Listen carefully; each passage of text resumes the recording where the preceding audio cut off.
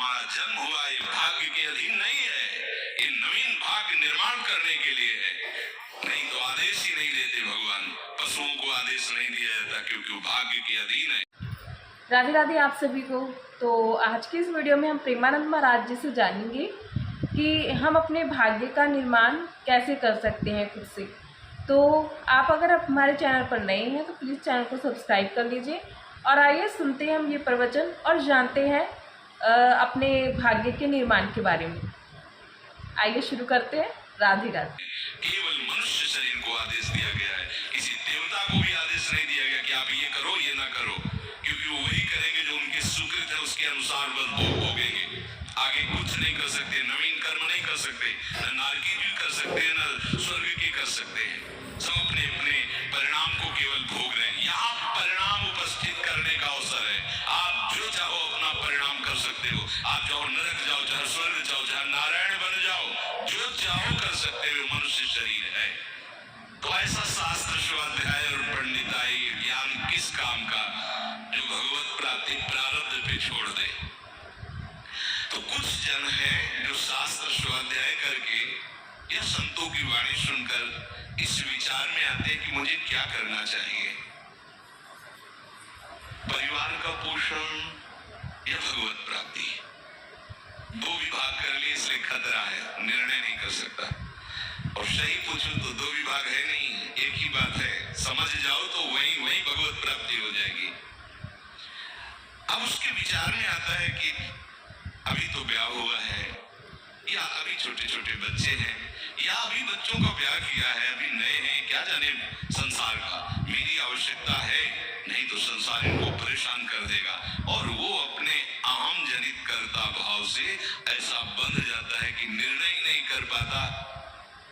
श्री चरणदास जी कह रहे, ए भाई समझो, जिस कर्तव्य को तुम विसार करके झूठे भाव को कर्तव्य मान रहे हो, अरे माया के दीवाने, अरे यहाँ नहीं रहना, करना अंत पयाना।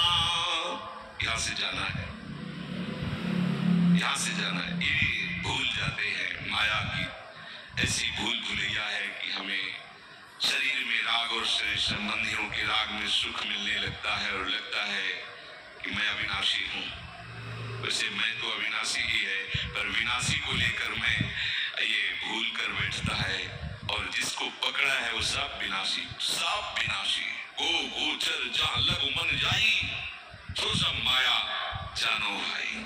दुनिया में लाखों का मेला जुड़ा, हंसा जब जब उड़ा तो अकेला उड़ा। समझो, ये माया की चाल है जो तुम्हें समझने नहीं दे रही। अरे भाई समझो, समझो, अरे माया के दीवानों, यहां से हमें जाना है, जाना है। कुछ साथ नहीं ले जाना है, कोई साथ नहीं जाएगा। बस तुम फंस गए हो मोह दलदल में। ये कुटुंब का मोह ऐसा मोह है कि कैसे तुम्हें बताएं। याद ही नहीं आती कि मुझे जाना है, याद ही नहीं आता कि सब छूटना है, ये समझ में नहीं आता कि मैं आया किस लिए। बड़ी विचित्र भूल भुलैया है।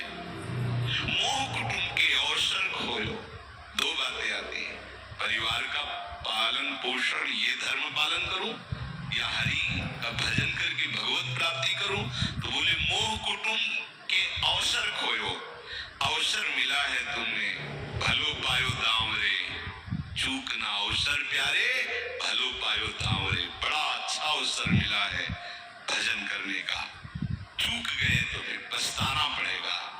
हरि की सुध बिसराई। अब वो निर्णय करता है परिवार के पोषण का, क्योंकि मोह ममता है।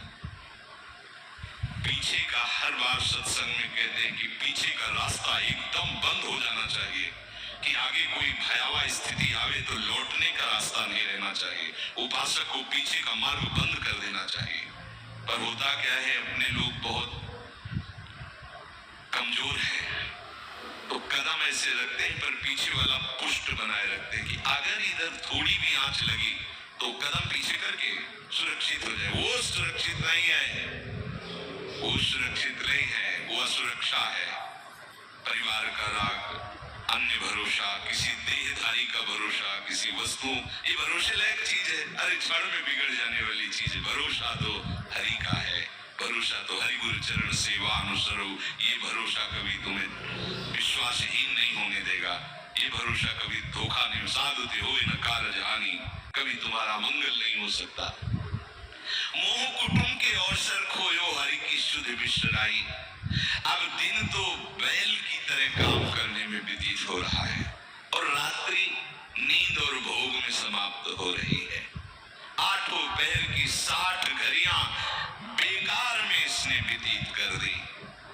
एक क्षण भी शांति से बैठकर विचार नहीं किया कि मेरा जन्म किस लिए हुआ है, मैं क्या कर रहा हूं, और अपना कुशल चाहता है। छिन हरि को नाम लेनो, कुशल कहां थे कोई, तब लगे कुशलन जीव को सपने हो मन विश्राम। स्वप्न में भी शांति नहीं मिल सकती जब तक भजन नहीं करोगे। बालक अवस्था तो खेल में चली गई, जवानी हुआ तो अहंकार मद छाया, मैं करता मैं भोगता इसमें चली गई।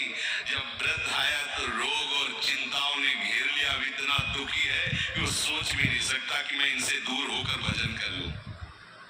ये जो वो भजन का नाटक होता है, भजन में हम देखते हैं ऐसे ही लगा रहता है, कैसे हो और बढ़िया से और क्या करें, और मरने का ठोर आ रहा है और क्या करें। तुम आए हो भजन करने के लिए और में भी फंसे हो। क्या कर दूं, कहां से कैसे व्यवस्था कर दूं। हम ही चला रहे हैं, भले वृंदावन में बैठे परिवार हमारे अनुसार चलेगा, हमारे ही, नहीं तो नष्ट हो जाएंगे।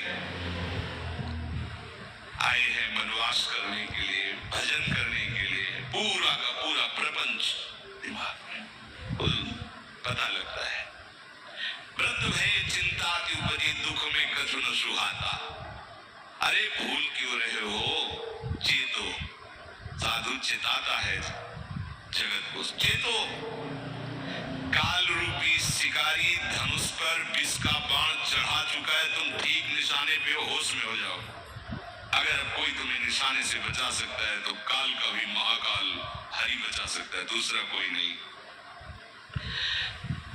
आए अचानक बांधे, यम के दूत आकर अचानक बंधन में डाल करके ले जाते हैं। अब वो निर्णय कर रहे हैं, झूठे जग से नहीं छोड़कर साचो हरि नाम उचारो। चरणदास सुखदेव कहते हैं अपना भला विचारो, इसी में अपना भला है। तो क्या करें, घर परिवार छोड़कर तुम्हारी तरह बाबा जी बन जाए।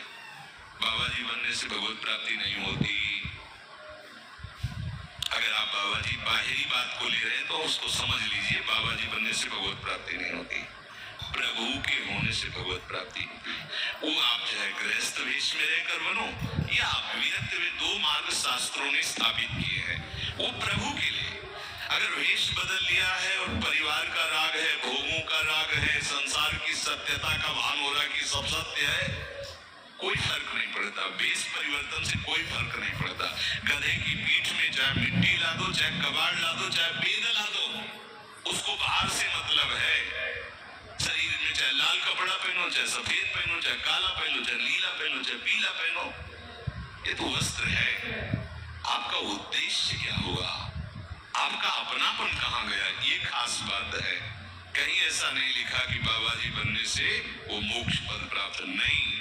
जहां संत की बात आएगी वहां लक्षण होंगे, जहां भगवत प्राप्ति की बात आएगी वहां मन का प्रभु में तन्मयता होना, प्रभु में डूबना, प्रभु के चिंतन में मगन होना होगा। वो चाहे गृहस्थ हो चाहे विरक्त हो, दोनों के। एक है कि संसार का व्यवहार पसंद नहीं तो निवृत्ति मार्ग का पथी बन गया, और एक है कि संसार के व्यवहार को भगवत स्वरूप समझकर, भगवत अर्पित करते हुए अपने को प्रभु का मानकर, प्रभु को अपना मानकर चल रहा है, ठीक वैसे ही भगवत प्राप्ति उसको भी होगी। हम लोग जब सत्संग में बात सुनते हैं तो निर्णय करने के लिए हमारा ही हृदय होता है। अब लगा कि नहीं ठीक है, भजन तो करना है, पर हम ऐसा नहीं है कि कर्तव्य के लिए रुक रहे, पर कुछ समय अब हम लेंगे, फटाफट सब निपटा के। तो तुमसे भी चतुर काल है, वो उतने ही समय में तुम्हें निपटा देगा। बहुत चतुर है। हमने बहुत से लोगों के मुंह से सुना है कि बस ये काम हो जाए, हम आए। आज तक वो लौट के नहीं आ पाए, क्योंकि वो गली ऐसी है, क्या है, बहुत दलदल है आगे। जो गया ना, मोह कलील में डूबा, अब निकल पाना बड़ा मुश्किल है। सत्संग में इतना सामर्थ्य है कि अभी आप सुन रहे हो, अभी आपको ऐसे सब ऐसे लगेगा, ऐसे ऐसे निकल जाएंगे, और गेट के बाहर होइएगा, वो हवा लगने दीजिए, तब लगे कैसे निकले। ऐसी प्रचंड माया है। इसीलिए तनहि राख सत्संग में तो मन ही प्रेम रस पियो, तब मन प्रेम रस में बराबर सत्संग होता रहे, बराबर साधु संग मिले। ऐ साधु, ये तमाशा है, तमाशा, बस 2 घड़ी का तमाशा है। यहाँ जितने इकट्ठे हुए हो, ये सब मिल नहीं सकते। माता पिता भाई बंधु सब बिछुड़ते चले जा रहे हैं। जो ही आकर सब इकट्ठे मिले हुए कभी इकट्ठे नहीं रह सकते। ये कुछ समय का है। संतों ने से 2 घड़ी का ऐसे ऐसे व्यतीत हुआ। हम लोग परिवार को अपना मैं मानकर, मेरा मानकर के जो पोषित कर रहे हैं, वो कुछ समय के लिए है।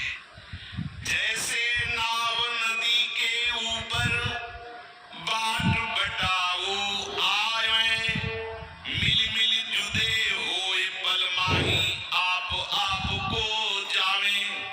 जैसे नदी पार करने के लिए 50 लोग इकट्ठे हुए नाव में बैठे, नाव किनारे पहुंची, सब अपने अपने मार्ग को चले जाते, कोई किसी का साथ नहीं देता है।